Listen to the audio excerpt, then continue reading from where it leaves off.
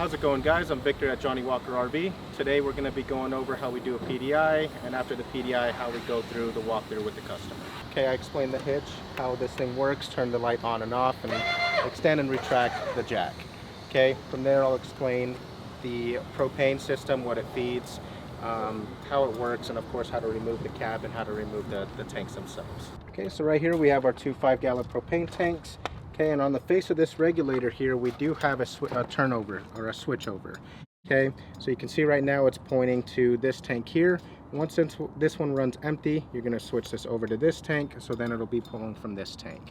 Now, of course, when both of these run empty, you're going to want to loosen this up, get the tanks removed, and take them somewhere that you can get them refilled. Okay, and then of course it is going to work the same way once you put it back on. You can leave it switched to this one, open the propane tank, and that's going to supply gas to your propane system all over again.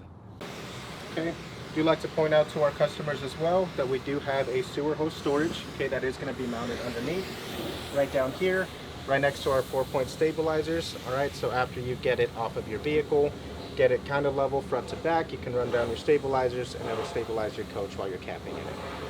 Okay. From that point, I like to bring them back here. Okay, show them our outside TV right over here. Okay, this is a smart TV and does work with our antenna as well, so you can scan for local channels and watch TV that way as well. Okay. From that point back here, I like to show them our outside grill. This is a tool right here that we use for our PDIs to set the flow on our regulator, okay, and make sure that the system has no leaks. Okay, that is a very important part in our PDI to make sure that it is safe before it leaves. It does have another spray port right back here, so if you do need to utilize water back here, you can bring that hose back here and you'll have water from the back of the coach. This right here is a short power cord. This is what's going to be supplying 110 power to the coach and recharging your batteries. Okay, so it is very important that if you do want to utilize your trailer as intended to run your ACs, use 110 outlets, you do have to be plugged into short power. Okay, this is where we dump all our dirty water from, black tank and gray water. Okay, of course, hose does have to connect to here. You run the other end to the sewage drain. Okay, and then we do have two valves here, a gray and a black. Once you open those, that's going to drain all water from those black and gray tanks. Right up here, we do have some low point drains. Okay, and that's to drain all the water out of the freshwater system. Okay, that's going to be done if you're going to be winterizing the coach, or if you just want to drain the water out of it to make sure that there is nothing left in the system. Okay, and on this side, we do have some more important functions. We do have an outside slide out switch, so if you do want to run that slide in and out from here, you can do so with this switch here. Black tank flush to clean out black tank when you are dumping. City water connection for water supply when you are camping at an RV park. And you do also have spray port here. Okay, and this one does have hot and cold controls. Okay, and this does function with all the other spray port connections. Water pump switch on the bottom left, and I like that they supply the adapter for our 4-point stabilizers, so that way you can just put it on the drill. It makes it 1,000 times easier to run those stabilizers up and down. Alright, so at this point I'm going to show you how to run your stabilizers down. So we're going to grab our attachment here, get a regular cordless drill, put it on the attachment. Okay, now from here we're going to go to our stabilizer jack right here. Okay, and you want to run it down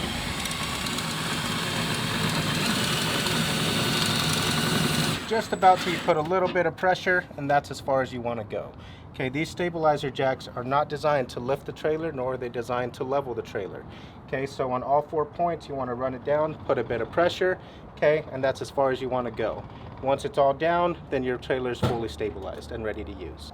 We do have a couple switches here for our awnings. All right, top one is going to be for our main awning above our entry door. Okay, and this is going to bring it all the way in.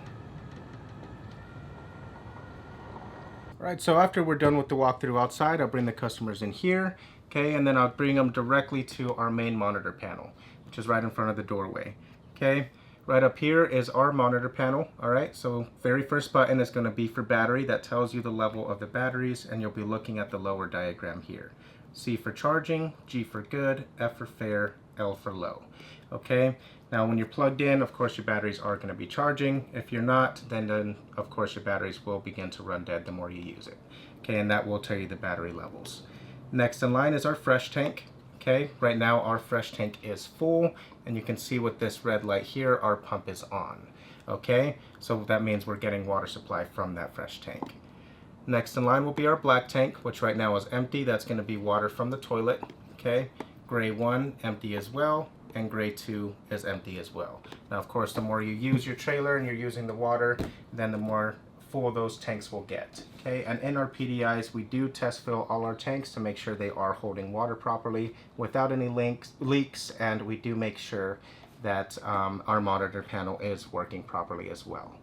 Okay, right below that is going to be all of our main switches. Okay, so far left is going to be our water pump.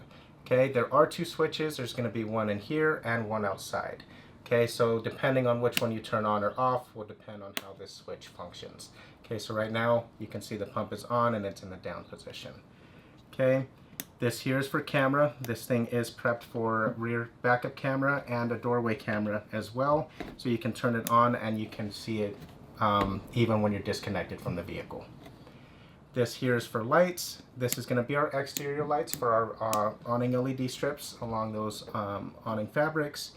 Okay, and then other awning light for our rear one here. Okay, this thing does also have tank heaters as well, so if you're camping somewhere that gets below freezing, you can turn these on. It's going to turn on those heating pads to prevent your tanks from freezing over while you're camping there. Okay, and then when they're in the up position, they will turn on a red LED telling you that those tank heaters are on. Okay, right down here are going to be all of your slide switches and awning switches as well. That's what's nice about these things, that you can control it from either inside or outside. So if you're running your slides in, you can be in here making sure there's no obstructions that can get crushed. And when you're running them out, you can use the switches outside to make sure there's no obstructions out there as well. Okay. Right below our main panel is going to be our thermostat for our main AC. Okay, to turn this one on, you're going to push right in the center, push twice. Okay, that off button will start to blink. You're going to scroll over to right to pick whichever option you want. Okay, so for cool will be for AC, heat will be for furnace, and if you go over one more time, you actually get cool and heat for those weird temperatures where it's real cold at night and real hot during the day. You just select that. All right, keep your fan on auto high, and from there you just select a temperature. Okay, depending what your temperature is set to will depend what comes on. Okay, so if it goes below 73 degrees, it's going to kick on your heater to heat it back up, and if it's higher than 73, it'll turn on the AC to bring it back cooler. And right here is our refrigerator. Okay, these are 12-volt refrigerators, so you no longer have to wait 24 hours for your fridge to cool. Okay, and controls for this are right in here. Open up your fridge door. There's going to be a knob here. Okay, now the higher or the colder you want it will be the bigger the circle. Okay, and then when you're going to go off-grid, you're going to want to go into these off-grid notches here to prevent your battery from running dead. Okay, it's going to bring the amperage down on the refrigerator so that it doesn't pull so much.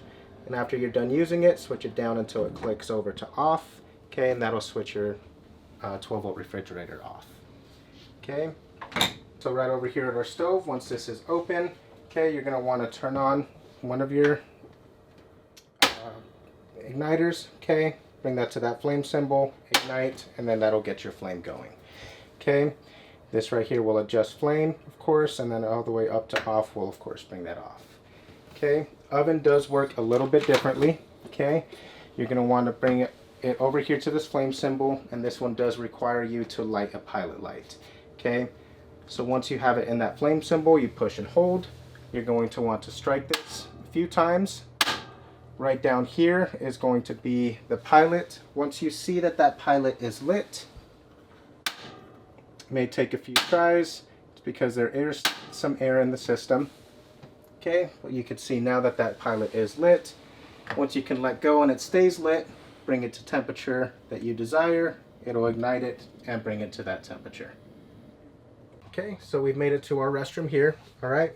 So when we're doing PDIs on these, we do fill all the tanks, okay, and we get it connected to water or fill the fresh water tank. We get the water going and run it all the way through up until those tanks fill up. Okay, and we do that just to make sure that we are holding water properly and our monitor system is reading properly as well.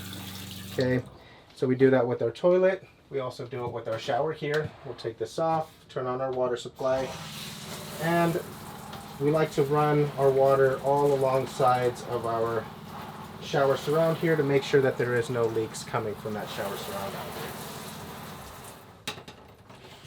there. Okay, and of course always run the sink as well to ensure that all of our fixtures are running water properly and no leaks are coming from any of our fixtures. If you look right over here, this is our water heater control. Okay, this system is a on-demand water heater, so you just turn it on there. Okay, this right here is our set temperature, and you can adjust that with these up and down arrows here. Okay, so if 124 degrees is a little too hot for you, you can adjust that down to whatever you're comfortable with. Now, when you open up your hot water valve here, it's going to sense that water flow, and it's going to start to heat that water, and it's only going to run for however long you're running your hot water. Okay, and then when you turn it off, it's also going to turn off your water heater, so it's not using any gas that it doesn't need to. Okay, we're beginning to reach the close of our walkthrough here.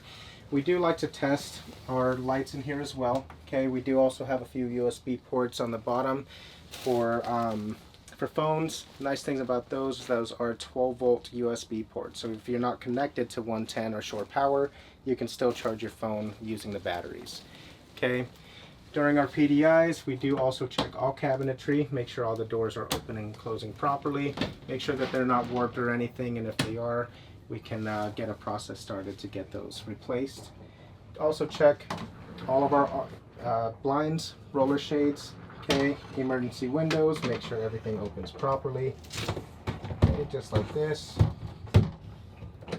And check under our mattress storage to make sure everything down here is finished properly as well.